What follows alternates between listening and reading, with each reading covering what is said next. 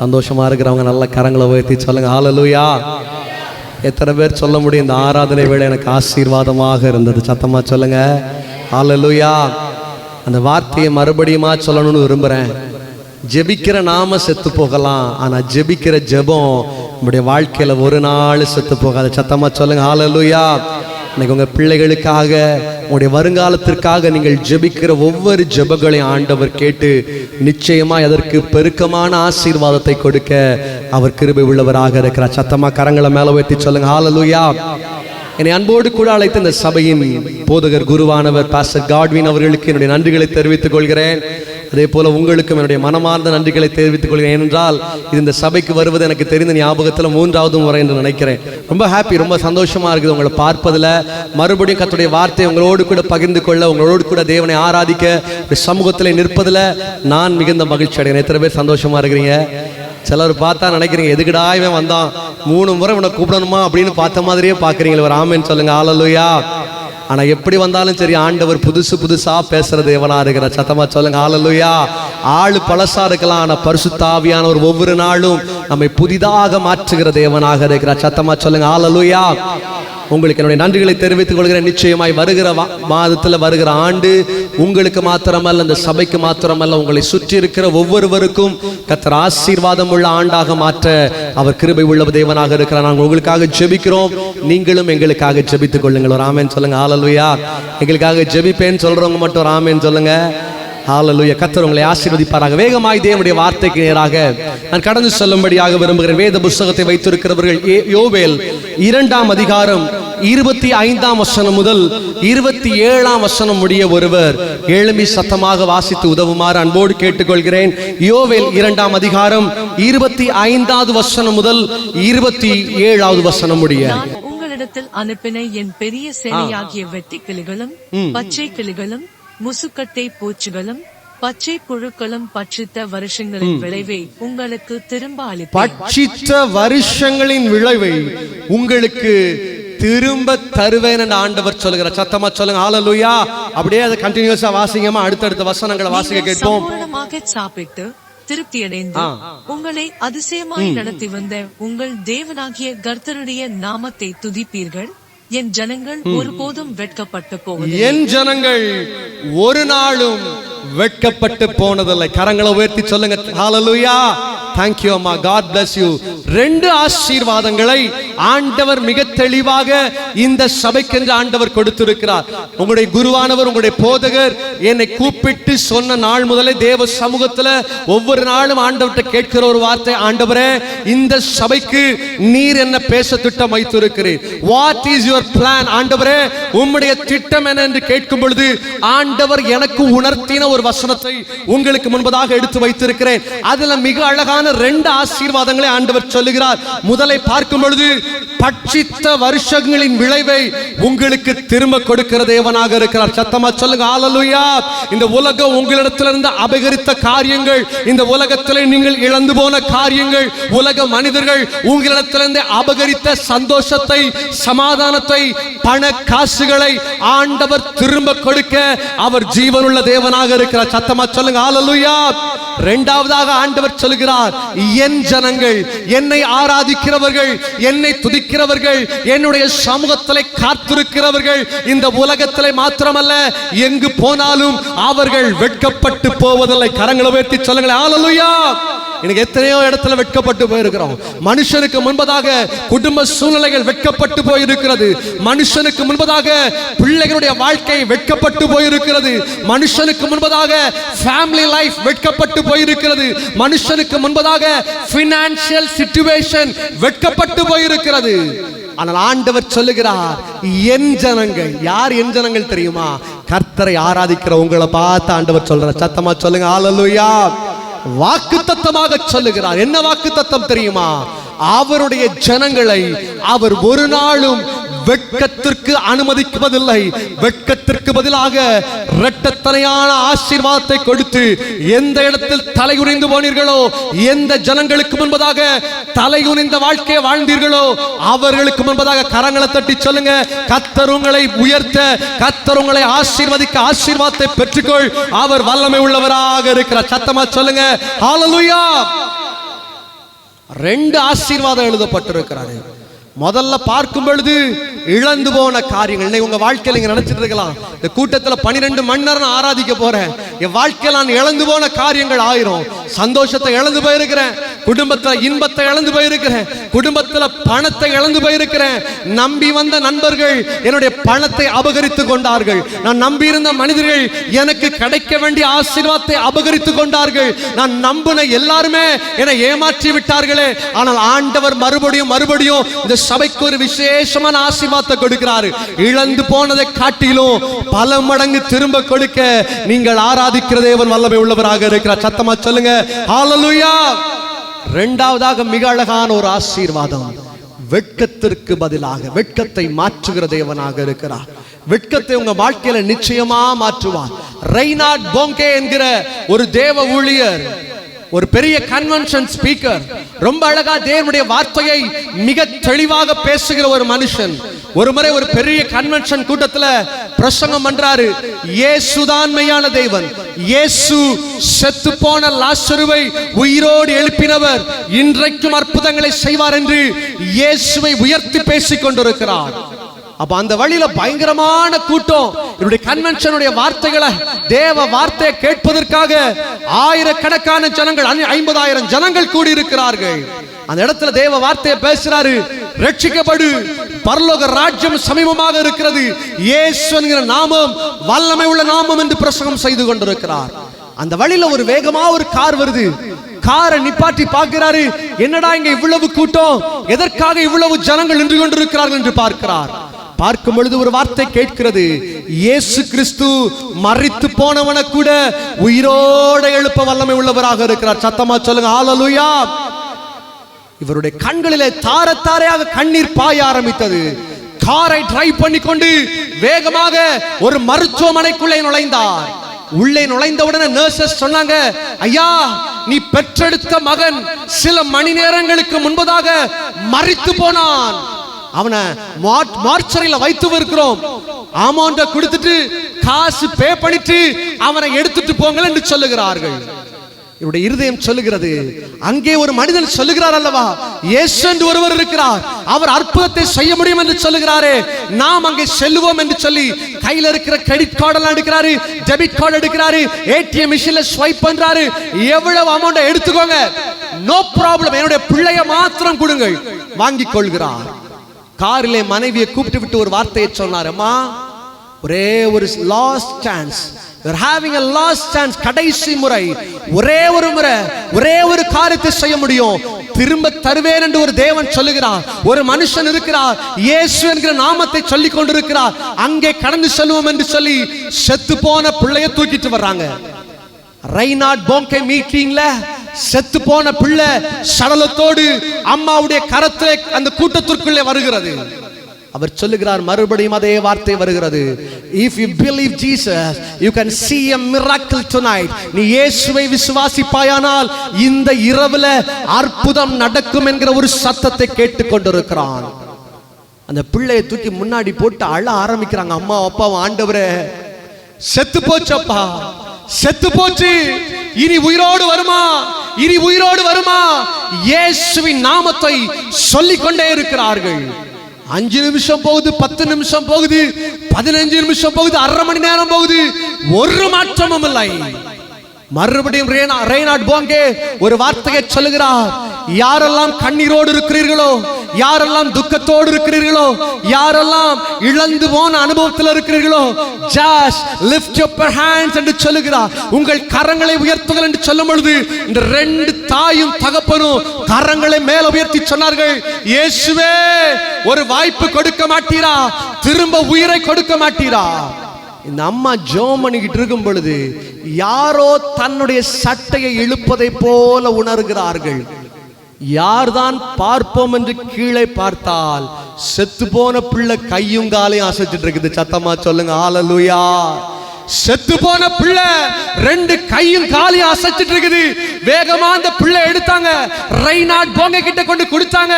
ஐயா, இந்த பிள்ளை செத்து ஏறத்தாழ 3 மணி நேரம், ஆனா இயேசுவின் நாமத்தை சொல்லும் பொழுது இன்றைக்கு உயிரோடு எழும்பினார் என்று சொன்னார்களாம். கரங்களை உயர்த்தி சொல்லுங்க ஹல்லேலூயா. நம்ம ஆராதிக்கிறது சாதாரண நாமம் அல்ல.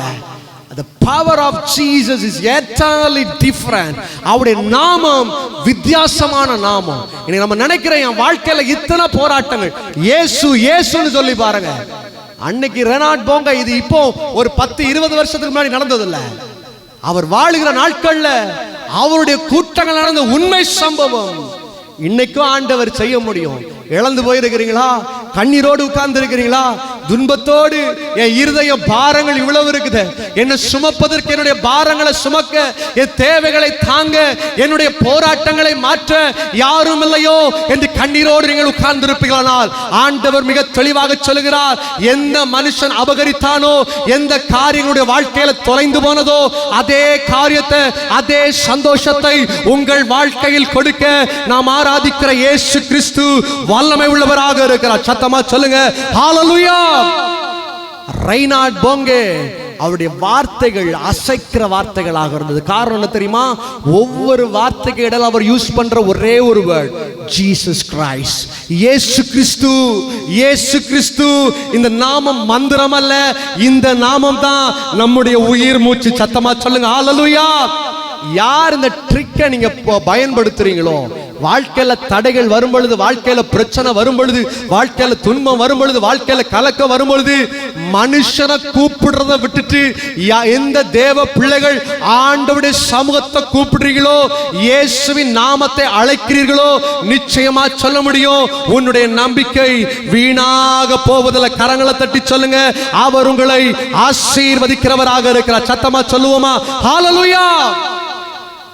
இரவு நேரத்துல 2 காரியங்களை மிக சீக்கிரமா உங்க மத்தியில எடுத்து வைக்க போறேன். சீக்கிரமா முடிச்சா நல்லா இருக்கும்னு சொல்றவங்க ஒரு ஆமேன்னு சொல்லுங்க பார்க்கலாம். சரி பரவாயில்ல, நான் ஒரு 10 மணி வரைக்கும் தேவ வார்த்தை கேட்க நான் வாஞ்சையா இருக்கிறேன்னு சொல்றவங்க சத்தமா ஒரு அல்லேலூயா சொல்லுங்க. பரவாயில்ல, இன்னைக்கு பாஸ்டர் எனக்கு அனௌன் கொடுத்தாங்கன்னா 10 மணி வரை, நாளைக்கு காலையில 10 மணி வரைக்கும் நடத்த நான் ரெடியா இருக்கிறேன். நீங்க ரெடியா? சத்தமா சொல்லுங்க ஹalleluya. அதற்கு ஒரு நாள் ஆண்டவர் வச்சிருக்கிறார். ஒரு ஆமேன்னு சொல்லுங்க. ஒரு நாள் வரும், அன்னைக்கு நம்ம நைட்டு 10 மணிக்கு தொடங்கி 2 நாள் நம்ம கர்த்தரை ஆராதிக்க போறோம். சத்தமா சொல்லுங்களேன் ஹalleluya. சத்தமா சொல்லுங்க ஹalleluya. நிச்சயமா கர்த்தர் உங்களை ஆசீர்வதிப்பார். வேத புத்தகத்துக்குள்ளே, வசனத்திற்குள்ளே நான் கடந்து செல்லும்படியாக விரும்புகிறேன். 2 ராஜாக்களின் புத்தகம் 14ஆம் அதிகாரம் 25ஆம் வசனத்தை ஒருவர் வாசிக்க கேட்போம். The second Kings chapter 14 and verse 25. 25வது வசனத்தை யாராயிலும் ஒருவர் சத்தமாக எழும்பி வாசித்து உதவ உங்களை அன்போடு கேட்டுக்கொள்கிறேன். காத்தே பேர் ஊரானாகிய அமித்தாய் என்னும் தீர்க்கதரிசியின் குமாரன் 2 ராஜாக்கள் 14ஆம் அதிகாரம் 25 காரனை கொண்டு இஸ்ரவேலின் தேவனாகிய கர்த்தர் சொல்லி இருந்த வார்த்தையின்படியே அவன் ஆமாத்தின் எல்லை முதற்கொண்டு சமபூமியின் கடல் மட்டுமுள்ள இஸ்ரவேலின் எல்லைகளை திரும்ப சேர்த்து கொண்டான். இஸ்ரவேலின் எல்லைகளை திரும்ப சேர்த்து கொண்டான். வேத புத்தகத்திலே வாசிக்கும் பொழுது ஆண்டவர் மிக அழகான ஒரு மனிதனை குறித்து சொல்லுகிறார். அவருடைய பெயர் யெரொபெயாம் என்று சொல்லப்பட்டிருக்கிறது. வேத புத்தகத்துல 2 பேர் இருக்கிறாங்க. இவர் 2வது வருகிற ஒரு யெரொபெயாம். இவன் செய்கிற ஒரு காரியம் என்ன தெரியுமா? இஸ்ரவேலுடைய பார்டர்ஸ், இஸ்ரவேலுடைய எல்கைகள் உடைக்கப்பட்டது. ஆனால் இந்த யெரொபெயாம் என்ன செய்கிறார் தெரியுமா? கர்த்தருடைய தீர்க்கதரிசியான யோனாவுடைய வார்த்தை அந்த இடத்துல கடந்து வருகிறது. வார்த்தைக்கு கீழ்ப்படுகிறார். உடைந்து போன அந்த அந்த கோட்டைகளை அவர் மறுபடியும் கட்டுகிறார். சத்தமா சொல்லுங்க ஹalleluya. யெரொபெயாம் இடிந்து போன அந்த எல்கைகளை அவன் மறுபடியும் கட்டினானாம். எனக்கு 2 காரியத்தை சீக்கிரமா சொல்ல போறேன். ஆண்டவர் யாரை கொண்டு உங்க வாழ்க்கையில் அற்புதத்தை செய்ய போகிறார்? இதுவரைக்கும் நினைச்சிட்டு இருக்கிறீங்க எல்லாரும் எனக்கு ஆப்போசிட்டா இருக்கிறாங்க, என் கூட இருக்கிற பிள்ளைங்க எனக்கு எதிரியா இருக்கிறாங்க, என் பக்கத்து வீட்டுக்காரன் என்னைக்கு நான் சாவேன்னு பார்த்துட்டு இருக்கிறான். எல்லாரும் பக்கத்துல இருக்கலாம், ஆனால் ஆண்டவர் யாரை கொண்டு உங்களை போஷிக்க போகிறார் என்று 2 காரியங்களை வேத புத்தகத்தின் அடிப்படையோடு உங்கள் மத்தியில் சொல்ல வேண்டும் என்று விரும்புகிறேன். எலியா வனாந்திரத்திலே சுற்றி திரியும் பொழுது எல்லா பாதைகளும் அடைக்கப்பட்டது. சாப்பாடு கொடுக்க யாரும் இல்ல, ஆனால் ஆண்டவர் காகத்தை அனுப்பி போஷித்தார். சத்தமா சொல்லுங்க ஹalleluya. இன்னைக்கு வாழ்க்கையில உங்களை ஆசீர்வதிக்கிறதுக்கு யாரும் இல்லைன்னு நினைக்கலாம். இன்னைக்கு உங்க வாழ்க்கையில தேற்றுவதற்கு யாரும் இல்லை என்று நினைக்கலாம். ஆனால் ஆண்டவர் சொல்லுகிறார், காகத்தை கொண்டாயிலும் உன்னை போஷிக்க அவர் வல்லமை உள்ளவராக இருக்கிறார். சத்தமா சொல்லுங்க ஹalleluya. இந்த யெரொபெயாமுடைய வாழ்க்கையில அவன் எப்படிப்பட்டவன், எப்படி இந்த அலங்கங்கள் மறுபடியும் கட்டப்பட ஆரம்பித்தது என்று 2 காரியத்தை சொல்ல போகிறேன். முதலாவது எடுத்தவர்கள் 2 ராஜாக்கள் 14ஆம் அதிகாரம் 24ஆம் வசனத்தை வாசிக்க கேட்போம். 14ஆம் அதிகாரம் 24ஆம் வசனம். கர்த்தரின் பார்வைக்கு பொல்லாப்பானதை செய்தான். யாரு தெரியுமா? யெரொபெயாம். இன்னைக்கு உங்களுக்கு விரோதமா ஜனங்கள் பொல்லாப்பான காரியத்தை செஞ்சிருக்கலாம். உங்களுக்கு விரோதமாய் ஜனங்கள் எழுப்பி இருக்கலாம். ஆண்டவர் யாரை கொண்டு மறுபடியும் கட்ட வைப்பார் தெரியுமா? யார் உங்க வாழ்க்கையை உடைச்சு போட்டாங்களோ, யார் உங்க வாழ்க்கையில தீமை செய்தார்களோ அவர்களை கொண்டே தேவன் பெரிய காரியங்களை செய்ய வல்லமை உள்ளவராக இருக்கிறார். சத்தமா சொல்லுங்க ஹல்லேலூயா. இந்த யெரொபெயாம் தான் இந்த இஸ்ரவேலுடைய அந்த பார்டர்ஸை கெட்டுறான், மறுபடியும் சேர்த்துக் கொள்கிறார். ஆனால் இந்த யெரொபெயாம் எப்படிப்பட்டவன் தெரியுமா? வேத புத்தகம் அவனை குறித்து மிக அழகாக சொல்லுகிறது. அவன் தேவனுடைய பார்வைக்கு பொல்லாப்பானதை செய்கிறவன். இன்னைக்கு உங்களுக்கு எத்தனையோ மனுஷன் பொல்லாப்பு செய்திருக்கிறான. இன்னைக்கு உங்க வாழ்க்கையில எத்தனையோ மனுஷன் உங்களை தள்ளி விடணும்னு முயற்சி பண்றானே. இன்னைக்கு எத்தனையோ மனுஷன் உங்க வாழ்க்கையில எத்தனையோ சூழ்ச்சிகளை செய்து கொண்டிருக்கிறார்களே. ஆண்டவர் சொல்லுகிறார், அவர்களை கொண்டே, சத்தமா சொல்லுங்க, அவர்களை கொண்டே, சத்தமா சொல்லுங்க, அவர்களை கொண்டே ஆண்டவர் எனக்காக யுத்தம் பண்ணுகிற தேவனாக இருக்கிறார். சத்தமா கரங்களை மேல உயர்த்தி சொல்லுவோமா ஹல்லேலூயா. தானியேலின் புஸ்தகம் 13ஆம் அதிகாரம் 1ஆம் வசனம் முதல் 66வது வசனம் வரை வாசிக்க போறோம். பரவாயில்ல, அதுக்கும் பைபிள் ஆட்கள் தேடுறாங்க. தானியேல்ல இருக்கிறதே எத்தனை தான்? சத்தமா சொல்லுங்க, எத்தனை இருக்குது?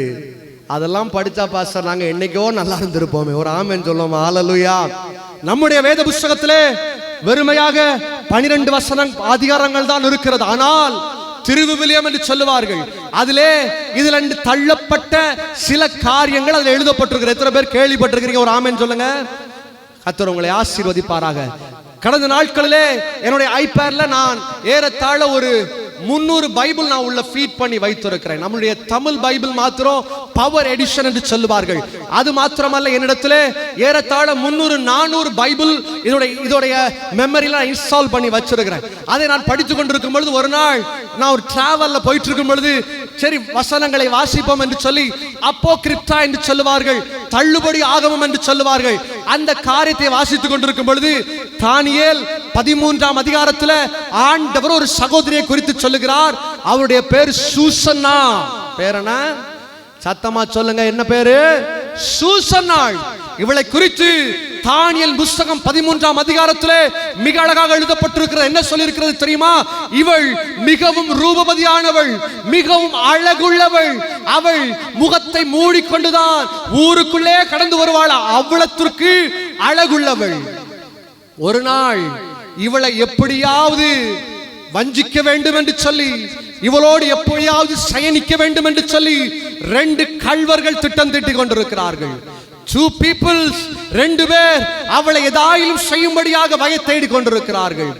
ஒவ்வொரு நாளும் மாலை நேரத்திலே தன்னுடைய அழகான தோட்டத்திலே வந்து அவள் குளிப்பது அவளுக்கு பழக்கம். ஒரு நாள் குளித்துக் கொண்டிருக்கும் பொழுது 2 பேரும் திட்டம் செய்கிறார்கள், இதுதான் நல்ல சந்தர்ப்பம், இவளை கெடுத்து விட வேண்டும் என்று முடிவு செய்கிறார்கள்.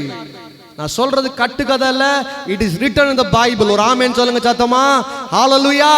இந்த காரியத்தை நம்முடைய வேத புத்தகத்துல எடுத்திருந்தா இன்னைக்கு ஸ்கூல் பிள்ளைங்க 12ஆம் கிளாஸ் பிள்ளைங்க பேக் போட்டு போறாங்க பாருங்க. அப்படிதான் நம்ம சர்ச்சுக்கு வரணும். எத்தனை பேருக்கு புரியுது? ஒரு ஆமென் சொல்லுங்க. ஏன்னா பைபிள் அவ்வளவு பெரிய காரியங்கள் இருக்குது. இன்னைக்கு அதெல்லாம் கட் ஷார்ட் பண்ணி நமக்கு தேவையானது எதுவோ அது மட்டும்தான் இன்னைக்கு வேத புத்தகத்துல கொடுத்திருக்கிறாங்க. இன்னைக்கு திருவிவிலியம் கேத்தலிக் ஜனங்கள் யூஸ் பண்ற வேத புத்தகத்தை பாத்தீங்கன்னா இந்த அளவுக்கு இருக்கும். என்னுடைய டேபிள்ல என்னைக்கு காலையில நான் அதை வாசிக்கிறது உண்டு. என்னுடைய வீட்டில் நான் வைத்திருக்கிறேன் திருவிவிலியம் என்று சொல்லுவார்கள். அது ஏறத்தாழ இந்த அளவுக்கு இருக்கும். அப்படிலாம் இருந்தா நம்ம தூக்கிட்டு வர்றதுக்கே எவ்வளவு கஷ்டப்படும். அப்படித்தானே? ஒரு ஆமென் சொல்லுங்க. சிலருக்கு தலை மெதுவா ஆடுது. ஆமா பாஸ்டர், இதை தூக்குறதுக்கே கையும் காலும் எங்களுக்கு வலிக்க ஆரம்பிக்குது, நீங்க வேற திருவிவிலியத்தை தூக்கிட்டு வான்னு சொன்னா என் கை காலு உடைஞ்சி வீட்டிலேயே நான் படுத்துருவேனே. ஒரு ஆமென் சொல்லுங்க சத்தமா ஹல்லேலூயா. அவளை வகை தேடினார்கள். வகை தேடி கொண்டிருக்கும் பொழுது அவளிடத்திலே வருகிறார்கள். அவளிடத்திலே சொல்லுகிறார்கள், நான் உன்னை காலி பண்ண போறேன், ஆனால் நீ இதை வெளியே போய் சொன்னால் உன்னை குறித்து தவறுதலாக நீ தப்பு செய்தா என்று வெளியே போய் சொல்லிவிடுவேன் என்று கங்கணம் கட்டி கொண்டிருக்கிறார்கள். நம்மாவுக்கு என்ன பண்றனே தெரியல. அவள் ரட்சிக்கப்பட்டவள், தேவனை அறிந்தவள், வசனத்திற்கு கீழ்ப்படிந்து கட்டளைகளுக்கு நடக்கிற ஒருவளாக இருக்கிறாள். அவள் சொல்லுகிறாள், இல்லையா என்ன விட்டுருங்க, தேவன் ஒருவர் இருக்கிறார், அவர் பார்த்து கொண்டே இருக்கிறார். முடியாது, உன்னை தீர்த்து கட்டிடுவோம் எல்லாம் பண்ணி முடிச்சுட்டு போயிட்டான். அடுத்த நாள் காலையில் அந்த ஊர் கூடுகிறார்கள். புருஷனுக்கு முன்பதாக இந்த சகோதரி நிப்பாட்டி விட்டுட்டு சொல்றாங்க, இவள் துரோகம் செய்தவள், தன்னுடைய புருஷனுக்கே துரோகம் இழைத்திருக்கிறாள், இவளை தூக்கில் போட வேண்டும், கொலை செய்ய வேண்டும் என்று சொல்லுகிறார்கள். இந்த அம்மாவுக்கு வேற வழியே தெரியல. ஆண்டவருடைய சமூகத்தில் அழுகிறார்கள், ஆண்டவரே நான் என்ன துரோகம் செய்தேன் அப்பா, நான் என்ன பாவம் செய்தேன், என்னுடைய வாழ்க்கையை சமாதானம் இழந்தேன், என்னுடைய வாழ்க்கையில் பல காரியங்களை இழந்து போனேன், இப்பொழுது நான் உயிரோடு இருந்து என்ன பிரயோஜனம், நான் மரித்து விடுகிறேன் என்று ஒப்புக் கொடுக்கிறார்கள். அப்பொழுது தானியேல் அந்த இடத்திலே கடந்து வருகிறார். வந்து ஒரு வார்த்தையை சொல்லுகிறார், நான் இந்த 2 மனிதர்களையும் விசாரிக்க வேண்டும் என்று சொல்லுகிறார். பெர்மிஷன் கொடுக்குறாங்க. பரவாயில்ல தானியேல், நீ விசாரிச்சுக்கோ அப்படிங்கிறாங்க. தானியேல் ஒருவனை தூரமாக நிப்பாட்டி விட்டு கொண்டு ஒருவனை தன் பக்கமாக அழைக்கிறார். அழைத்து விட்டு கேட்டார், நீ பார்த்த காரியம் எந்த மரத்தின் கீழ் நடந்தது என்று சொன்னான். அவன் சொல்லியிருப்பான், மாங்காய் மரம் இருக்கலாயா, ஒரு பெரிய மாங்காய் மரம் இருக்கு பாருங்க, அந்த மரத்துக்கு கீழே தான் இவள் தவறு செய்தாள் என்று சொல்லுகிறான். சரிப்பா, நீ சொல்றது கரெக்ட் தான், நீ ரொம்ப தெளிவா பார்த்திருக்கிற, ஓரமா ஒதுக்கி போன்னு ஒதுக்கி அனுப்பிட்டான். அடுத்த மனுஷனை கூப்பிடுற, கமான், நீ பார்த்தாய் அல்லவா, நீ அவள் தவறு செய்ததை பார்த்தாய் அல்லவா, வா என்று கூப்பிடுகிறான். அவன் வந்துட்டு அவனை பார்த்து கேட்கிறேன்ப்பா, நீ எந்த மரத்தின் கீழே பார்த்தாய் என்று கேட்டான். அவன் சொல்றான், ஐயா ஒரு பெரிய ஆலமரம் இருந்து பாருங்க, அந்த ஆலமரத்துக்கு கீழே தான் தப்பு நடந்ததை பார்த்தேன் அப்படிங்கிறான். உடனே 2 பேரும் பிடிக்கிறான். எவன் தப்பு செஞ்சானோ அவனை அந்த இடத்திலே கொன்று போட்டார்களாம். கரங்களை உயர்த்தி சொல்லுங்க ஹல்லேலூயா. இன்னைக்கு நமக்கு எதிராய் மனுஷர்கள் எழும்பி கொண்டிருக்கிறார்கள். இன்னைக்கு நமக்கு எதிராய் காரியங்கள், எவ்வளவோ காரியங்களை செய்யறாங்க. ஆனா ஆண்டவர் சொல்லுகிறார், அவர் உங்களோடு கூட இருக்கும் பொழுது யார் எதிர்த்து வந்தார்களோ, யார் உங்க வாழ்க்கையில தீமையான காரியங்களை செய்தார்களோ அவர்களை கொண்டு, அந்த மனிதர்களை கொண்டு மறுபடியும் உங்களை எழுப்ப, மறுபடியும் உங்களை ஆசீர்வதிக்க, மறுபடியும் உங்களை தலையை நிமிர பண்ண ஆராதிக்கிற தேவன் வல்லமை உள்ளவராக இருக்கிறார். சத்தமா சொல்லுங்க ஹல்லேலூயா. தானியேல் அன்னைக்கு ரொம்ப அழகா சொல்றாரு, ரொம்ப அழகான ஒரு தீர்ப்பை கொடுக்கிறாரு. தப்பு செய்தது சூசனா அல்ல, she is not the victim. அவள் பாவம், அவள் தவறு செய்யாதவள், அவளை காப்பாற்றி விடுங்கள், துரோகம் செய்த 2 பேரையும் கொலை செய்யுங்கள் என்று ஒப்புக் கொடுக்கிறான். நம்ம வாழ்க்கையில இதே போலதான். ஆமான் மொர்தெகாய்க்கு எதிராக தூக்கு மரத்தை செய்யறான். அவனுக்கு ஸ்ட்ரக்சர்ல அவனுடைய சைஸை பார்த்தே ரொம்ப அழகா செய்யறான். ஆனால் கடைசியில் நடந்த காரியம் என்ன தெரியுமா? அதே தூக்கு மரத்துல யாருக்கு எதிராய் அவன் செய்தானோ, எந்த மொர்தெகாய்க்கு எதிராய் அந்த தூக்கு மரத்தை செய்தானோ அதே மரத்துல ஆண்டவர் அவனை தொங்க விட்டார். சத்தமா சொல்லுங்க ஹல்லேலூயா. உங்களுக்கு எதிராய் வருகிற எந்த காரியத்தை குறித்து கவலைப்படாதீங்க. உங்க வாழ்க்கையில வருகிற எந்த போராட்டத்தை குறித்து கவலைப்படாதீங்க. உங்க வாழ்க்கையில வருகிற எந்த சோதனைகளை குறித்தோ நீங்கள் கவலைப்பட தேவையில்லை. ஏனென்றால் ஆண்டவர் சொல்லுகிறார், நீங்கள் இழந்து போன ஆசீர்வாதங்களை, வறண்டு போன ஆசீர்வாதங்களை, நீங்கள் தோற்று போன ஆசீர்வாதங்களை மறுபடியும் உங்க கரங்களை கொடுக்க அவர் ஜீவனுள்ள தேவனாக இருக்கிற. சத்தமா கரங்களை மேல உயர்த்தி நல்ல விசுவாசத்தோடு சொல்லுங்க ஹல்லேலூயா. நிச்சயமா செய்வார், நிச்சயமா உங்க வாழ்க்கையில செய்வாரு. மொர்தெகாயை காப்பாத்துறாரு, மொர்தெகாயை காப்பாத்துற தேவன் உங்களை காப்பாத்துறது அவருக்கு லேசான காரியம். இன்னைக்கு கலக்கத்தோடு உட்கார்ந்து இருக்கலாம், கண்ணீரோடு உட்கார்ந்து இருக்கலாம், கண்ணீரின் பாலைவனத்துல வாழ்ந்துட்டு இருக்கலாம். என்னுடைய வாழ்க்கையில ஒரு நீரூற்று பிறக்காதா? என்னுடைய வாழ்க்கையில நெருக்கங்கள் மாறாதா? என்னுடைய வாழ்க்கையில சாப கட்டுகள் மாறாதா? என்னுடைய வாழ்க்கையில இழந்து போயிருக்கிறேனே, சந்தோஷத்தை இழந்து போயிருக்கிறேன், பணத்தை இழந்து போயிருக்கிறேன், குடும்ப உறவை இழந்து போயிருக்கிறேன், இனி என் வாழ்க்கை மறுபடியும் கட்டப்படுமா என்று எண்ணிக்கொண்டிருந்தால் ஆண்டவர் சொல்லுகிறார், மறுபடியும் உன்னை கட்டுவேன். சத்தமா சொல்லுங்க ஹல்லேலூயா. முதலாவது ஒரு காரியத்தை பார்க்கிறோம். ஆண்டவர் யாரை கொண்டு உங்களை ஆசீர்வதிக்கிறார் தெரியுமா? யார் உங்களுக்கு எதிரா இருக்கிறாங்களோ, யார் உங்க வாழ்க்கையில துன்மார்க்கம் செஞ்சாங்களோ அவங்களை கொண்டுதான் ஆண்டவர்களை ஆசீர்வதிப்பார். புரியுதுன்னு சொல்றவங்க மட்டும் ஆமென் சொல்லுங்க, சத்தமா சொல்லுங்க ஹல்லேலூயா. முதலாவது ஒரு காரியத்தை பார்ப்போம். இரண்டாவது ஒரு காரியத்திற்குள்ளே வேகமாய் கடந்து செல்லும்படியாக விரும்புகிறேன். 2 ராஜாக்களின் புத்தகம் 14ஆம் அதிகாரம் 26வது வசனத்தையும் 27வது வசனத்தையும் வாசிக்க கேட்போம். கர்த்தரின் பார்வைக்கு பொல்லாப்பானதை செய்தான். இஸ்ரவேலை பாவஞ்செய்ய பண்ணின நேபாத்தின் குமாரனாகிய யெரொபெயாமின் பாவங்கள் ஒன்றையும் அவன் விட்டு விலகவில்லை. Thank you. Hallelujah. மிக அழகான ஒரு காரியம் எழுதப்பட்டிருக்கிறது. ஆண்டவர் இஸ்ரவேலை ஒரு மனிதனுடைய கையிலே ஒப்பு கொடுக்கிறார். அவனுடைய பேர் என்ன? யெரொபெயாம். அவனுடைய பேர் என்னது? யெரொபெயாமுடைய கரங்களை ஒப்பு கொடுக்கிறார். அவனை குறித்து பார்க்கும் பொழுது முதலாவது ஒரு காரியம் சொல்லப்பட்டிருக்கிறது. அவன் தேவனுக்கு பிரியமில்லாத பொல்லாப்பான காரியத்தை செய்கிற மனுஷன். ஆனால் அவனை கொண்டுதான் ஆண்டவர் இஸ்ரவேலின் எல்கைகளை மறுபடியும் கட்டி எழுப்பினார். சத்தமா சொல்லுங்க ஹல்லேலூயா. இரண்டாவது, இந்த யெரொபெயாம் எப்படிப்பட்ட ஒரு மனிதன் தெரியுமா? அவனை குறித்து வாசிக்கும் பொழுது வேத புத்தகம் சொல்லுகிறது, அவன் இஸ்ரவேலுக்கு உதவி செய்யாத ஒரு மனுஷன். எப்படிப்பட்டவன்? உதவி செய்யாத மனுஷன். கொஞ்சம் பக்கத்துல திரும்பி பார்த்து கையை கொடுத்து சொல்லுங்க, உங்களுடைய உதவி ஆண்டவரிடத்துல இருந்து வரும். கொஞ்சம் திரும்பி தான் சொல்லுங்களேன். கொஞ்சம் பக்கத்துல இருக்கிறவங்கள பார்த்து கொஞ்சம் சிரிச்சு கையை கொடுத்து சொல்லுங்க, உங்களுக்கு உதவி ஆண்டவர் செய்கிற தேவனாக இருக்கிறார். ஹல்லேலூயா. இந்த யெரொபெயாம் எப்படிப்பட்டவன் தெரியுமா? இஸ்ரவேலுக்கு எந்த உதவியும் செய்யாத மனுஷன். இஸ்ரவேலுக்கு ஹெல்ப்பே பண்ணாத மனுஷன். இன்னைக்கு நீங்க நினைக்கலாம், நான் கஷ்டப்படும் போது என் நண்பனுக்கு கூப்பிட்டு எப்பா ஒரு 1000 ரூபாய் தானு கேட்டேன், இல்லன்ட்டான். சொந்தக்காரங்கள்ட்ட நீங்க கேட்டிருக்கலாம், எப்பா வியாதியில இருக்கிறேன், வறுமையில இருக்கிறேன், பிள்ளைங்க படிக்கிறதுக்கு உதவி செய். ஆனால் எல்லாரும் உங்களை கைவிட்டிருக்கலாம். ஆண்டவர் சொல்றாரு, யார் உங்களை கைவிட்டாலும் இஸ்ரவேலின் தேவனாகிய கர்த்தர் உங்களை கைவிடுவதும் இல்லை, உங்களை விட்டு விலகுவதும் இல்லை. கரங்களை உயர்த்தி சொல்றீங்களா ஹல்லேலூயா. யார் உங்களுக்கு உதவி செய்ய மறுத்தார்களோ, யார் உங்களுக்கு வருகிற உதவியை தடுத்தார்களோ, அவர்களை கொண்டே ஆண்டவர் உங்களுக்கான காரியத்தை, உங்கள் எல்கையை பலப்படுத்த அவர் வல்லமை உள்ளவராக இருக்கிறார். சத்தமா கரங்களை உயர்த்தி சொல்லுங்க ஹல்லேலூயா. மனுஷன் உதவி செய்யாம போயிருக்கலாம். மனுஷன் நீ செத்தா என்ன, நீ உயிரோட இருந்தா எனக்கு என்ன, அவன் பாட்டுக்கு வாழ்ந்திருக்கலாம். ஆனா ஆண்டவர் சொல்றாரு, நான் அப்படி பார்க்கிற தேவன் அல்ல. உங்களுக்கு உதவி இந்த உலகத்திலிருந்து வரவிட்டாலும் ஆண்டவர் காகத்தை கொண்டு எப்படி எலியாவை போஷித்தாரோ அப்படி வானங்களை திறந்து உங்களை போஷிக்க அவர் வல்லமை உள்ளவராக இருக்கிறார். சத்தமா சொல்லுங்க ஹல்லேலூயா. வேத புத்தகத்திலே வாசிக்கும் பொழுது மிக அழகான ஒரு காரியத்தை நாம் பார்க்கிறோம். லாசரு ஐஸ்வர்யவான், 2 பேர் வாழ்ந்து கொண்டிருக்கிறார்கள். பக்கத்துல இடத்துல தான் இருக்கிறாங்க.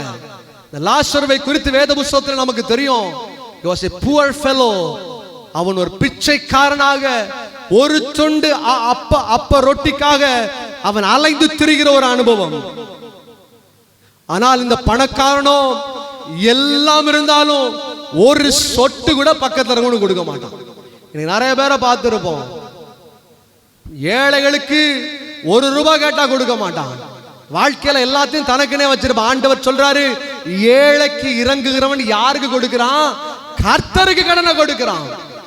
ஏழைகளுக்கு உதவி செய்கிறவர்களை தேவன் ஆசீர்வதிக்கிற தேவனாக இருக்கிறான். ஆனா அந்த ரிச் ஃபெலோ, அவன் கையில இருக்கிற ஒரு ரொட்டி துண்டை கூட அவன் கொடுக்கல.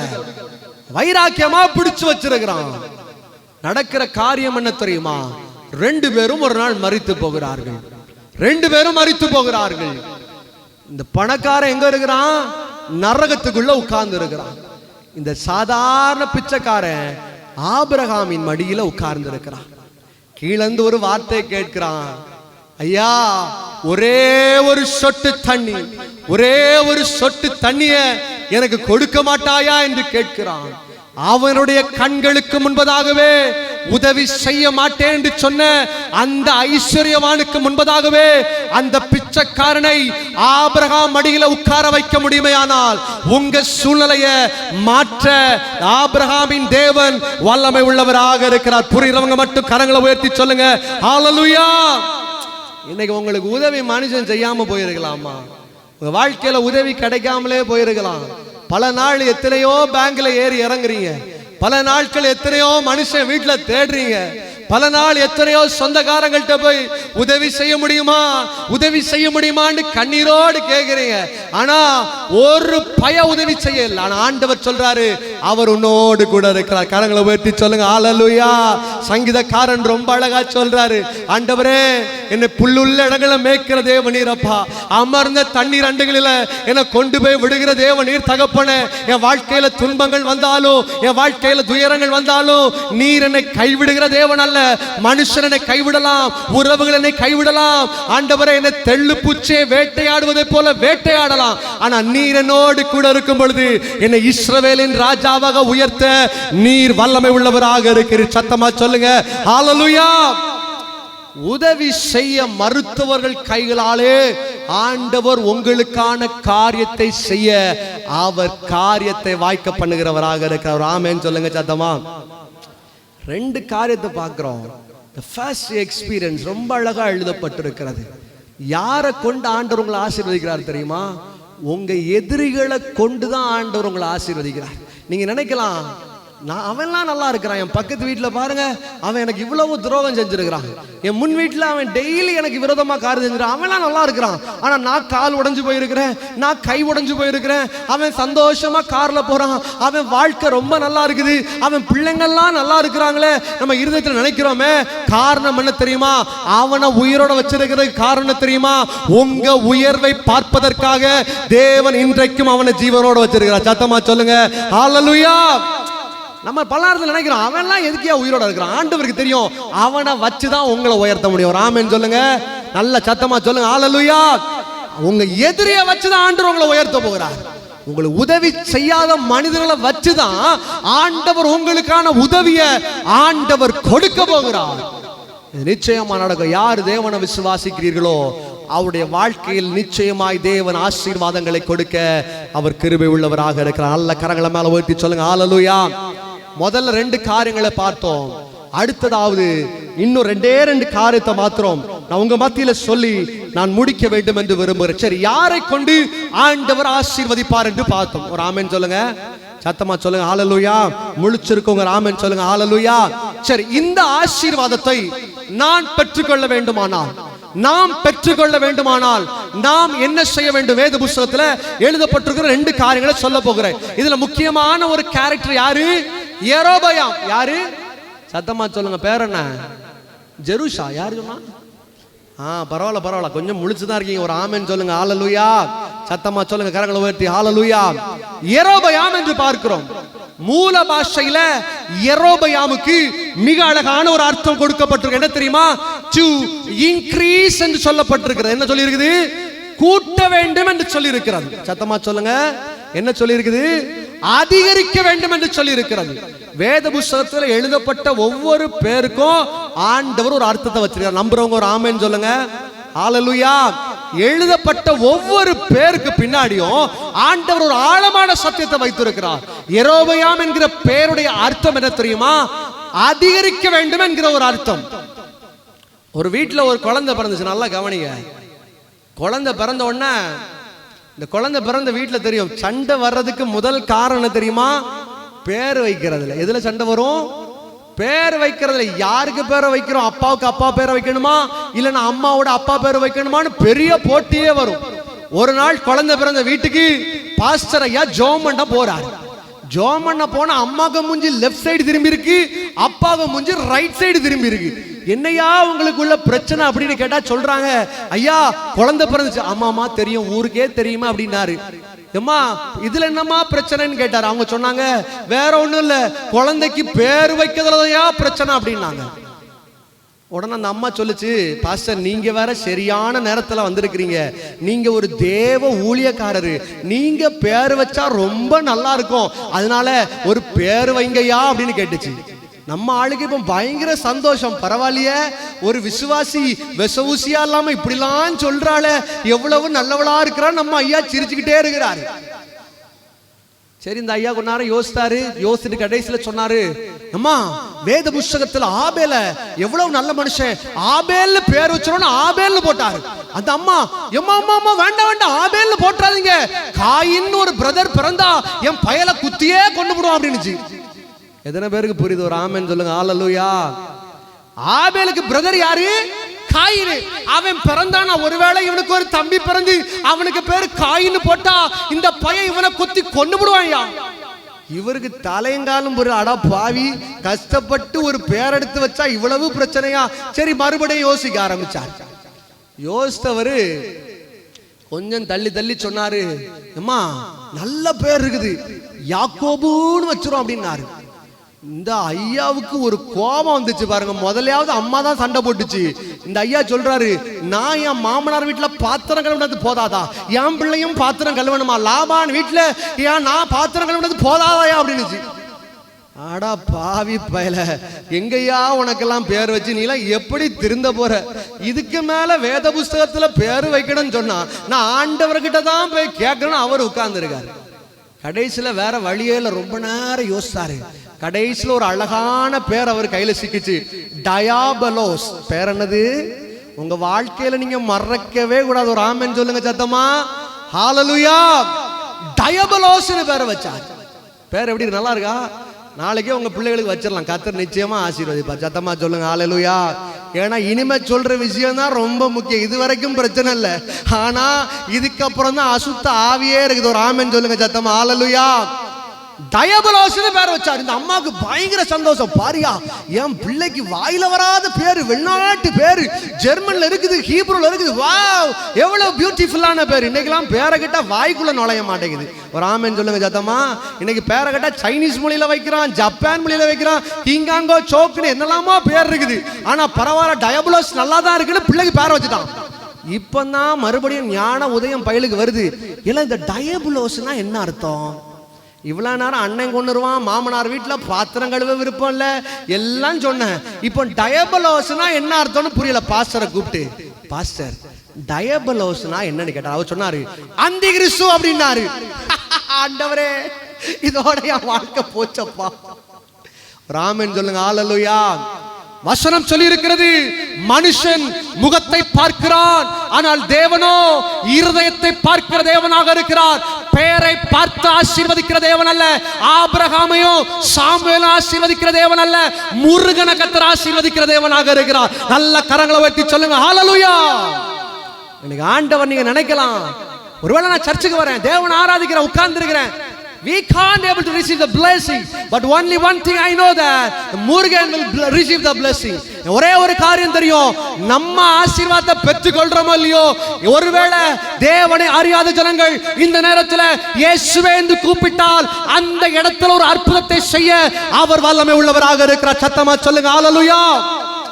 பேர் கிறிஸ்தவர்களாக வாழ்ந்துட்டு இருக்கிறோம். பேர் கிறிஸ்தவம், வெளிய பேரு மேரி, வெளிய பேரு நல்லா இருக்கு, ஆனால் தேவனுக்கு பிரியமில்லாத வாழ்க்கையை வாழ்ந்து கொண்டிருக்கிறோம். ரெண்டு காரியத்தை சொல்ல போகிறேன்.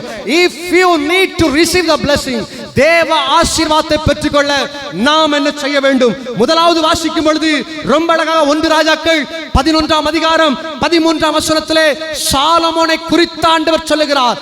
தேவனால ஆசீர்வதிக்கப்பட்டவர் யாரு? சாலமோன். பேர் சொல்லுங்க, யாரு? சாலமோன். ஆனால் சாலமோனுடைய சந்ததி அந்த அரசாட்சியில இல்லாதபடி கர்த்தர் கிழித்து போட்டார். காரணம் என்ன தெரியுமா? தேவனுக்கு பிரியமில்லாத காரியத்தை, தேவன் விரும்பாத காரியத்தை தன்னுடைய வாழ்க்கையில அதிகமாக செய்ய ஆரம்பித்தார். increased, வாழ்க்கையில தேவன் விரும்பத்தகாத காரியத்தை செய்ய ஆரம்பித்தார். நடந்த காரியம் என்ன தெரியுமா? தேவனுக்கு பிரியமில்லாத காரியத்தை, தேவன் விரும்பத்தகாத காரியத்தை சாலமோன் செய்தபடியினால் அவனுடைய அந்த அரசாட்சியை தூக்கி ஆண்டவர் இன்னொரு கையிலே கொடுக்கிறார். யெரொபெயாம் என்பதற்கு யாரு தேவனுக்கு முதலிடத்தை கொடுக்கிறீங்களோ, யாரு தேவ சமூகத்திற்கு, தேவ வசனத்திற்கு கீழ்ப்படிந்து, ஆவியானவரே என்னோடு பேசுமப்பா, என்னுடைய வாழ்க்கையில் இருக்கிற தோல்விகள் மாறட்டும், என்னுடைய வாழ்க்கையில கலக்கங்கள் மாறட்டும், என் வாழ்க்கையில் கண்ணீர் மாறட்டும் என்று ஒப்பு கொடுக்கிறீர்களோ, நிச்சயமா சொல்ல முடியும், தேவ ஆவியானவர் பரத்திலிருந்து உங்களை ஆசீர்வதிக்க அவர் ஜீவன் உள்ளவராக இருக்கிறார். கரங்களை உயர்த்தி சொல்லுங்க ஹalleluya. ஸ்காட்லாந்துல ஒரு மிஷனரி வாழ்ந்து கொண்டிருந்தார். ஒரு நாள் ஆண்டவருடைய சமூகத்தில் பொருத்தனை பண்ற, ஆண்டவரே நான் உம்முடைய ஊழியத்தை செய்வதற்காக போகிறேன்ப்பா, உம்முடைய ஊழியத்தை செய்வதற்கான ஒரு காட்டு மிராண்டி தேசத்துக்குள்ளே போகிறேன் என்று தன்னுடைய மனைவி அழைத்து கொண்டு பிறந்த பச்சிளம் குழந்தை தூக்கிட்டு போறாரு. அந்த இடத்துல இருக்கிறவங்க காட்டு மிராண்டி ஜனங்கள் எப்படிப்பட்டவர்கள் தெரியுமா? மனிதனை பிடித்து துண்டு துண்டா வெட்டி கறி வச்சு சூப்பு வச்சு குடிச்சிருவான். அவ்வளத்துக்கு வெறி பிடிச்சவன், அவ்வளத்துக்கு வெறி பிடிச்ச மனிதனை திங்கிற குடும்பம்.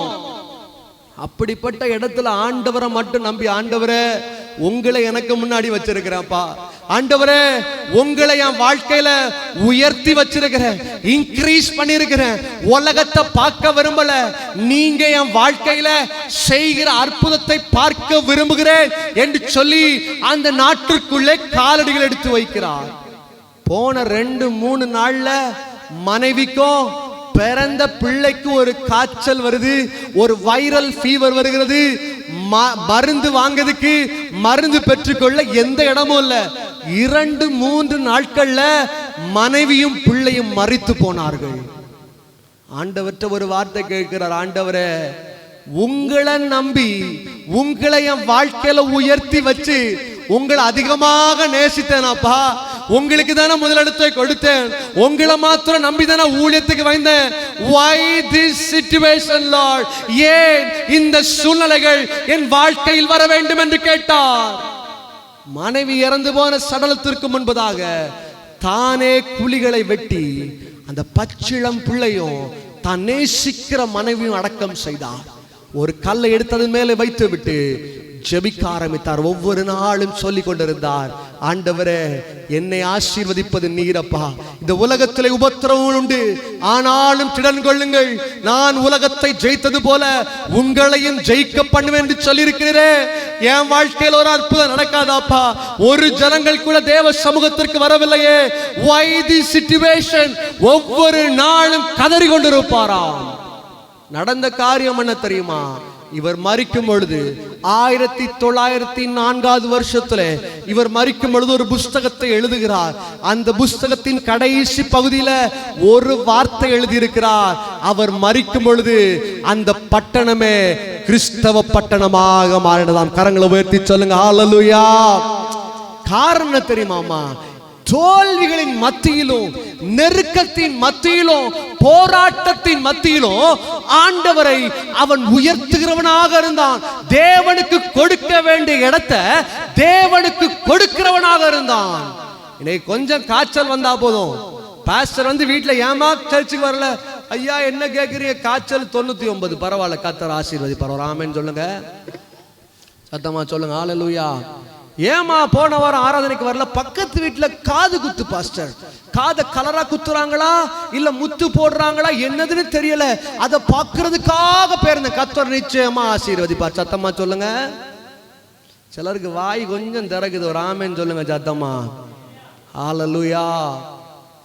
வசனம் சொல்லி இருக்கிறது, முதலாவது தேவனுடைய ராஜ்யத்தையும் அவருடைய நீதியும் தேடுகிறவர்களுக்கு நீங்கள் எதிர்பார்ப்பதை விடவும் பெரிய காரியங்களை செய்ய அவர் கிருபை உள்ளவராக இருக்கிறார். நல்ல கரங்களை தட்டி தேவ நாமத்தை மகிமைப்படுத்தும். நல்ல உற்சாகமா கரங்களை தட்டி, நல்ல விடுதலையோட, நல்ல சத்தமா கரங்களை தட்டி ஹல்லேலூயா.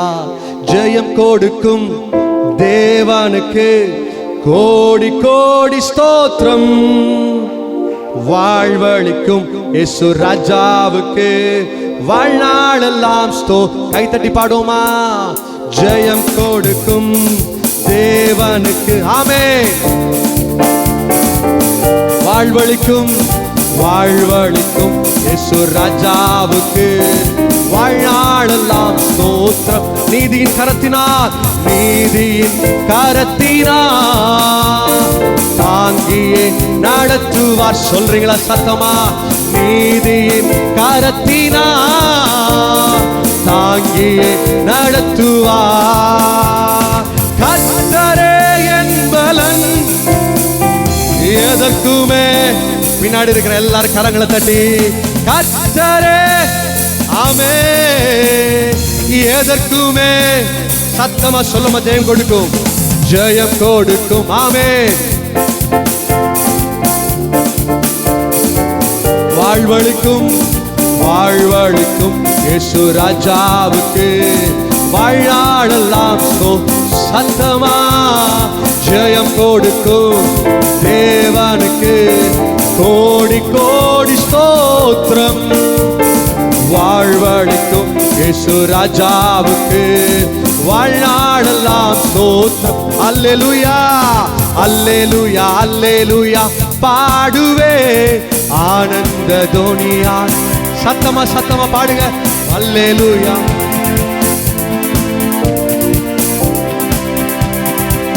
உயர்த்துவேன் ஜெயம் கொடு. சத்தமா. கோடி கோடி ஸ்தோத்திரம். வாழ்வழிக்கும் இயேசு ராஜாவுக்கு வாழ்நாளெல்லாம் கடைசியா வருவர ஜெயம் கொடு. எஸ் ஜீசஸ், ஜெயத்தை தருகிறவரே. எல்லா தடைகள் உடைந்து போகட்டும். வாழ்வழிக்கும் இயேசு ராஜாவுக்கு ஆமென். வாழ்நாளெல்லாம் நல்ல கரங்களை தட்டி தேவ நாமத்தை மகிமைப்படுத்துவோம். ஹல்லேலூயா. முதலாவது ஒரு காரியத்தை பார்க்கிறோம். The first priority to God. தேவ சமூகத்திற்கு, தேவ வார்த்தைக்கு, தேவ சபைக்கு யார் முதலிடத்தை கொடுக்கிறீங்களோ. இன்னைக்கு ஒரு பொருத்தனை பண்ணுங்க. ஆண்டவரே, என் வாழ்க்கையில காது குத்து வரலாம், பக்கத்து வீட்டுல சடங்கு வீடு வரலாம், பக்கத்து வீட்டுல கல்யாண வீடு வரலாம், என்ன வந்தாலும் பரவாயில்ல. For the Sunday I will present at the church. ஒரு ஆமென் சொல்லுங்க சத்தமா. ஹல்லேலூயா. ஞாயிற்றுக்கிழமை நான் தேவ சமூகத்தில் உட்கார்ந்துருப்பேன். என்ன நடந்தாலும் பரவாயில்ல, இடியே விழுந்தாலும் பரவாயில்ல, வீடு உடைஞ்சு போனாலும் பரவாயில்ல, எனக்கு ஆறுதல் தருகிற தேவன் இயேசு மட்டும்தான். ஒரு ஆமென் சொல்லுங்க. ஹல்லேலூயா. இன்னைக்கு அவர் இல்லாம என்னால வாழ முடியாது. அதனால தேவ சமூகத்துக்கு என்ன நடந்தாலும் பரவாயில்ல. ஐசியூல இருந்த நாட்களை தவிர, ஜெயில இருக்கிற நாட்களை தவிர நான் கர்த்தரை ஆராதிப்பேன். சத்தமா சொல்லுங்க. பரவாயில்ல பரவாயில்ல, நீங்க யாரும் ஜெயிலுக்கு போக மாட்டீங்க. கர்த்தர் உங்களை காப்பாத்துவார். சத்தமா சொல்லுங்க. ஹல்லேலூயா. விடுதலையோட கர்த்தர் ஆராதிப்போம். நிச்சயமா தேவ ஆவியானவர் நம்முடைய வாழ்க்கையில கட்டப்பட்ட அனுபவங்கள், நொறுக்கப்பட்ட அனுபவங்கள், நம்ம இழந்து போன காரியங்களை அவர் திரும்ப கொடுக்க, நம்மளை ஆசீர்வதிக்க அவர் கிருபை உள்ளவராக இருக்க. ஒரு முறை கூட கரங்களை வைத்து சொல்லுங்க. ஹல்லேலூயா. இரண்டாவது ஒரு காரியத்தை சொல்லி நான் உங்களுக்காக ஜெபம் பண்ணும்படியாக விரும்புகிறேன். 1 ராஜாக்கள் 11ஆம் அதிகாரம், அதில் எழுதப்பட்டிருக்கிற 33வது வசனத்தை வாசிக்க கேட்க போகிறோம். The First Kings chapter 11 and verse 33. 33ஆம் வசனத்தை ஒருவர் வாசிக்க கேட்போம். என்னை விட்டு சீதோனியரின் தேவியாகிய அஸ்தரோத்தையும், மோவாபியரின் தேவனாகிய காமோசையும், அம்மோன் புத்திரரின் தேவனாகிய மில்கோமையும் பணிந்து கொண்டு, அவன் தகப்பனாகிய தாவீதை போல என் பார்வைக்கு செம்மையாய் இருக்கிறதை செய்யவும், என் கட்டளைகளையும் என் நியாயங்களையும் கைக்கொள்ளவும், அவர்கள் என் வழிகளில் நடவாமற் போனபடியினால் அப்படி செய்தேன். ஹல்லேலூயா. இரண்டாவது ஒரு காரியம் எழுதப்பட்டிருக்கிறது. அந்த வசனத்தின் கடைசி பகுதியில, அவர்கள் என் வழியில் நடவாமல் போனபடியினால அவருடைய வாழ்க்கையில ஆண்டவர் குறைவுகளை கொண்டு வந்தார். ஆனா இன்னைக்கு சொல்ல முடியும், யாரு தேவ சமூகத்துல ஆண்டவருக்கு பின்னாடி நடக்க, இயேசுவின் அடிச்சுவடுகளை பற்றி கொள்ள வாஞ்சையா இருக்கிறீங்களோ, நிச்சயமாய் நீங்கள் இழந்து போன காரியத்தை உங்க வாழ்க்கையில திரும்ப கொடுக்க ஆவியானவர் வல்லமை உள்ளவராக இருக்கிறார். சத்தமா சொல்லுங்க. ஹல்லேலூயா. 12 மணி நேரம் ஆராதனையில கடைசி நேரத்தில் ஆண்டவர் சொல்லுகிறார், யாரு தேவனுடைய இயேசு கிறிஸ்துடைய அடிச்சுவடுகளை பின்பற்ற விரும்புகிறீர்களோ, மனுஷனால. இன்னைக்கு நிறைய நேரம் நம்ம பார்க்கிறோம், நான் அவனை போல இருந்தா நல்லா இருக்கும், நான் இவனை போல இருந்தா நல்லா இருக்கும். டிவியில பார்த்துட்டு ஒருவேளை நான் இப்படி இருந்தா நல்லா இருக்குமே. நீங்க எப்படி இருந்தாலும் நல்லா இருக்காது. எப்பொழுது இயேசுவை போல இருக்கிறீங்களோ அப்பந்தான் உங்க வாழ்க்கை நல்லா இருக்கும். சத்தமா சொல்லுங்க. ஹல்லேலூயா. இன்னைக்கு மனுஷன் செய்கிற காரியம், அதை பார்த்துட்டு அப்படி மாறிடலாம், இதை பார்த்துட்டு இப்படி மாறிடலாம், இவனை பார்த்துட்டு இப்படி மாறிடலாம். மனுஷனுக்கு பின்னாடியே நடந்துட்டு இருக்கிறான். ஆனா ஆண்டவர் எதை விரும்புகிறார் தெரியுமா? மனுஷனுடைய வழிகள் உங்க வாழ்க்கையில் ஆசீர்வாதத்தை கொடுக்காது. ஆனால் யாரு தேவனாகிய இயேசு கிறிஸ்துவ முழுமையாக, ஆண்டவரே உங்க பின்னாடி நான் வரேன்ப்பா, உங்க அடிச்சுவடுகளை நான் ஃபாலோ பண்றேன்ப்பா, நீர் சொல்லி கொடுத்த ஒவ்வொரு காரியத்தையும் நான் பின்பற்ற விரும்புகிறேன், உண்மை உள்ளவனாக, ஆண்டவரை உமக்கு பிரியமுள்ளவனாக, எந்த பாவம் செய்யாதவனாக, ஆண்டவரை எந்த காரியமோ நீங்க விரும்பத்தகாத காரியங்களை என்னுடைய வாழ்க்கையில செய்யாம நான் வாழுகிறேன் என்று ஒப்பு கொடுக்கிறீர்களோ, ஆண்டவர் சொல்லுகிறார், எந்த மனிதர்கள் உங்களிடத்திலிருந்து ஆசீர்வாதத்தை பறித்து கொண்டார்களோ அவர்களை கொண்டே அதை திரும்ப கொடுக்க ஆவியானவர் வல்லமை உள்ளவராக இருக்கிறார். சத்தமா சொல்லுங்க. ஹல்லேலூயா. இரண்டாவது மிக அழகான ஒரு வார்த்தை ஆண்டவர் சொல்லுகிறார். வெரி பியூட்டிஃபுல்லா ஆண்டவர் பைபிள் எழுதி வச்சிருக்கிறார். அவர்கள் என்னுடைய வழியில் நடவாமல் போனார்கள். இஸ்ரவேல் ஜனங்களை பார்க்கும் பொழுது தேவனுக்கு பிரியமில்லாத அருவருப்பான காரியங்களை தன்னுடைய வாழ்க்கையில் செய்ய ஆரம்பித்தார்கள். தேவன் விரும்பத்தகாத காரியத்தை தன்னுடைய வாழ்க்கையில் பாவத்தை பால் போல பருக ஆரம்பித்தார்கள். நடந்த காரியம் என்ன தெரியுமா? வேத புஸ்தகம் சொல்லுகிறது, 11 days 11 நாட்கள்ல எகிப்திலிருந்து கானானுக்குள்ள போயிருக்கணும். ஆனால் 40 வருஷம் ஆண்டவர் சுத்த விட்டார். நம்ம வாழ்க்கையில பல காரியத்துல சுத்திக்கிட்டே இருக்கிறோம். ஆசீர்வாதம் குறைவுபட்டு சுத்திக்கிட்டே இருக்கிறோம். மனுஷரை நம்புறோம், ஹாஸ்பிட்டலுக்கு போறோம், பேங்க்ல லோன் கிடைக்க மேனேஜருக்கு காலில் விழுந்துட்டு இருக்கிறோம். ஆனா எங்க போனாலும் நம்ம வாழ்க்கையில தடைகள், எங்க போனாலும் நம்ம வாழ்க்கையில கஷ்டங்கள், எங்க போனாலும் இந்த சூழ்நிலையில நம்ம வாழ்க்கையில ஆசீர்வாதமே இல்லை. Do you know the reason? காரணம் என்ன தெரியுமா? தேவனுடைய பாதையை பின்பற்றாமல் மனிதனை பிடித்து கொண்டிருக்கிறோம். கரங்களை உயர்த்தி சொல்லுங்க ஹல்லேலூயா. இன்னைக்கு யாரு தேவ சமூகத்துல, ஆண்டவரே நான் உம்மை பின்பற்றி வர விரும்புகிறேன்ப்பா, எத்தனை நெருக்கங்கள் வந்தாலும் பரவாயில்ல, எத்தனை கஷ்டங்கள் வந்தாலும் பரவாயில்ல, I am ready to follow you Lord. நான் உம்மை பின்பற்ற இந்த இருதயத்தை திறந்து கொடுக்கிறேன். இந்த 12 மணி நேரம் ஆராதனையில, இந்த கடைசி நேரத்துல நீர் எனக்குள்ளே அசைவாடும் என்று எந்த தேவ பிள்ளை ஆண்டவரிடத்தில் கேட்கிறீர்களோ நிச்சயமான ஒரு காரியத்தை சொல்ல முடியும். நீங்க இழந்து போனதை காட்டிலும் 100 மடங்கல்ல 1000 மடங்கு ஆண்டவர் உங்களுக்கு திருப்பி கொடுக்க அவர் ஜீவனுள்ள தேவனாக இருக்கிறார். சத்தமா சொல்லுங்க ஹல்லேலூயா. 4 காரியங்களை சொல்லி இருக்கிறேன். முதலாவது 2 காரியம், ஆண்டவர் யாரை கொண்டு உங்களுக்கு அற்புதத்தை செய்வார். நீங்க நினைப்பீங்க, இவெல்லாம் எனக்கு உதவியே செய்ய மாட்டான், என் வாழ்க்கையில இவன் தான் எனக்கு எதிரியா இருக்கிறான். ஆண்டவர் சொல்றாரு, அவனை கொண்டுதான் உங்களை உயர்த்த போறார். ஒரு ஆமென் சொல்லுங்க சத்தமா ஹல்லேலூயா. எந்த மனுஷனை பார்த்து நீங்க நினைக்கிறீங்களோ இவன் எதுக்கும் லாய்க்கப்பட மாட்டானே, இவன் எனக்கு வாழ்க்கையில எந்த ஹெல்ப்பும் பண்ண மாட்டானே, இவெல்லாம் இருந்து என்ன பிரயோஜனம் நினைக்கிறீங்களோ அவனை கொண்டுதான், அந்த ஜனத்தை கொண்டுதான் ஆண்டவர் உங்களை பெருக பண்ணுகிற தேவனாக இருக்கிறார். சத்தமா சொல்லுங்க ஹல்லேலூயா. தென்னாலி ராமனுக்கு ஒரு நல்ல ஒரு பிள்ளை இருந்தான், நல்ல ஒரு ஆம்பளை பையன். ஆனா அவனை பார்த்து அவன் சொல்ல, எல்லாம் நீ எதுக்கும் உருப்பட மாட்டேன், நீ எதுக்கும் உருப்படாதவன், எதுக்கும் லாய்க்கில்லாதவன்ட்டு 24 மணி நேரம் சொல்லிட்டு இருப்பான். அந்த ராஜ அரண்மனையில ஒரு அழகான தோட்டம் இருந்தது. அந்த தோட்டத்துல மிக அழகான காய்கள் வருமா. என்ன வரும்? கத்திரிக்காய் வரும். அந்த கத்திரிக்காய் பயங்கர ருசி உள்ளதா இருக்கும். இந்த உலகத்துல எங்க போனாலும் அப்படி ஒரு கத்திரிக்காய் கிடைக்காது. எத்தனை பேருக்கு சாப்பிட ஆசையா இருக்கு? நைட்டு முடிஞ்சோன்னு சாப்பாடு உண்டு. சத்தமா சொல்லுங்க ஹல்லேலூயா. இன்னும் சத்தமா சொல்லுங்க. இப்போ கொஞ்சம் கொஞ்சமா அந்த எனர்ஜி வருது. கண்டிப்பா சாப்பாடு எடுங்க. சத்தமா சொல்லுங்க ஹல்லேலூயா. கர்த்தர் ஆசீர்வதிப்பார். ஆமென். அப்போ அந்த கத்திரிக்காய் ரொம்ப டேஸ்டான ஒரு கத்திரிக்காய். அப்போ இவர் ஒரு நாள் ஓடி வர்றாரு, வீட்டுக்கு வந்து சொல்றாரு மனைவிட்ட, அம்மா ராஜா தோட்டத்துல ஒரு கத்திரிக்காய் இருக்குது, அந்த கத்திரிக்காய் சாப்பிட்டா அவ்வளவு ருசியா இருக்குது, அந்த கத்திரிக்காவை போல உலகத்துல நான் எங்க இப்படி ஒரு கத்திரிக்காவை நான் சாப்பிட்டதே இல்லை அப்படிங்கிறான். உடனே நம்ம ஆள் ஏவாள் சும்மா இருப்பாளா, எல்லாம் நைட்டோடி நைட்டா போய் நாளை திருடிட்டு வந்துடும் அப்படிங்கிறான். நம்ம ஆளு பாவம், அந்த மனுஷன் அது வரைக்கும் உருப்படியா நல்லதா வாழ்ந்துட்டு இருந்தான்.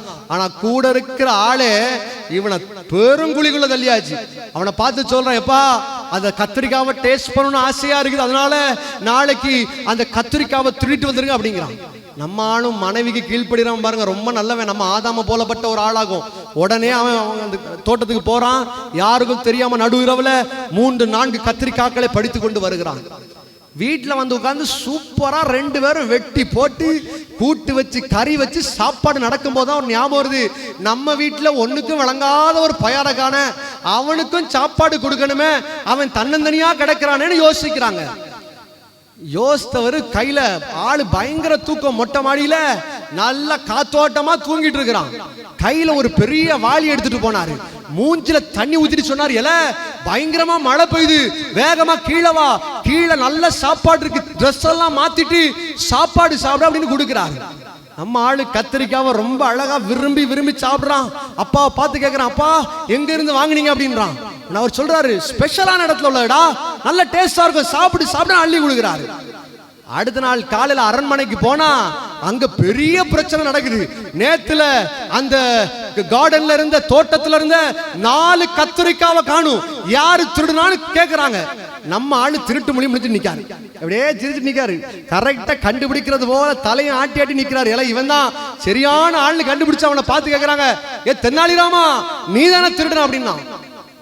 அவன் சொன்னா, இல்லப்பா நான் திருடவே இல்லை, நான் இந்த அரண்மனைக்கு துரோகம் செய்வேனா, நான் எவ்வளவு நல்லவன், நான் எவ்வளவு இத்தனை வருஷமா பழகிருக்க, என்ன பத்தி உனக்கு தெரியலையா அப்படின்னா.